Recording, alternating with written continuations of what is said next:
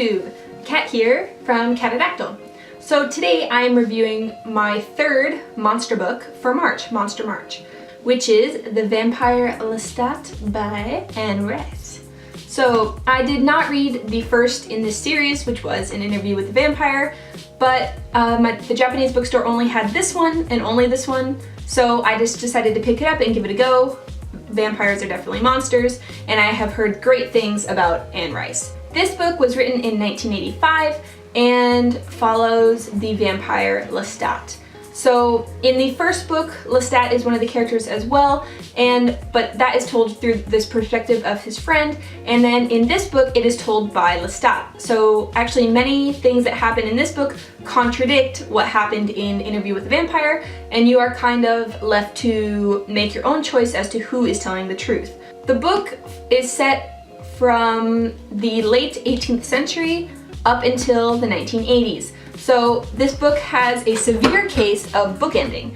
So if you can you see the two little marks that are in there? So let's see. On either side of the marks, it is in the 1980s. And then in this whole middle bit, all of that whole section, basically the whole book, it goes from Lestat's humble origins as a poor person of nobility in rural France, to Paris, to his life after that, to turning other people, up until the current day.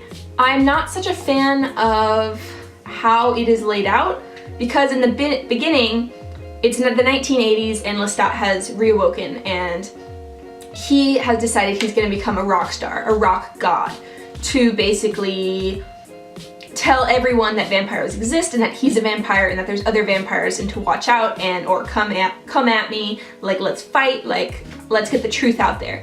And basically it's one of the huge rules of being a vampire, much like Fight Club, we don't talk about being a vampire. So he wants to just lay it all out there, and in the beginning he's gonna have the rock concert, and then in the end it picks back up with the modern part. But then you basically take a break the whole book and go back to like his beginnings and then him being turned and then yada yada yada yada yada. I don't want to spoil anything. And I much rather would have maybe had like the beginning at the back so that it was a true chronological progression, because she just left that dangling little bit of the rock star and I like couldn't get it out of my head, and I was like, when are we gonna get back to that rock star part, you know, the part where he's a rock star vampire, because that's sparkly and I love it. But yeah, it doesn't happen till the end. So, but in the whole middle, basically Lestat is telling the story like he's speaking it to someone. So it's never that you're in the moment, it's more that he's having a conversation usually with someone, so it's weird. It's like you're peeping on someone having a conversation about their past the whole book.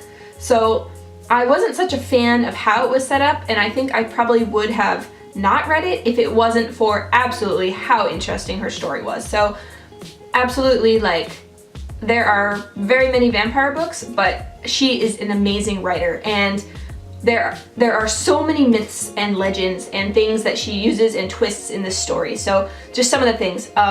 She does Roman myths, she does Druid myths, she does Celtic, and she does Egyptian, and so there are just so many elements. And then there's like Paris and London and Cairo. So like it's just like, what? We're all over the place, and I'm really intrigued. So at no point in the story was I like, this is boring.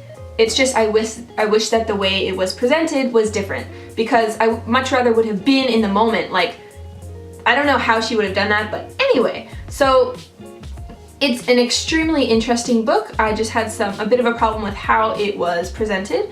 I don't want to get into it any more than that because I don't want to give anything away, but it is really interesting to see Lestat as he changes over time based on his relationships with other people and his relationship with being a vampire, because some of the things that he's asked to do and that happen to him throughout his life are quite happy and quite sad. So it was quite interesting to see the layers behind the Lestat that you see in Interview with the Vampire. And I haven't read Interview with the Vampire, but I saw the movie. So the Lestat that was portrayed in the movie, all of these layers are behind it. There's so many layers in here of Lestat. So if you are really interested and keen, if you liked Interview with the Vampire movie or if you read the book, then I think this would be really good because I found it really entertaining and interesting, and I don't know that much about Lestat originally, so if I did, I think I would find it even more interesting and entertaining. And if you are a fan of Celtic, Druid, Egyptian mythologies and legends, then definitely this is awesome. Like,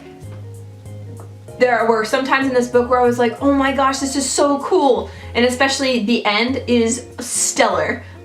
Oh my god, like I was like, oh my god. I definitely want to read the next one, and yes, so if you like vampire books and you like sassy vampires and if you like all the mythologies, then please give it a read. And if you have already, let me know what you thought, and yeah, just have a great day and happy reading. Bye!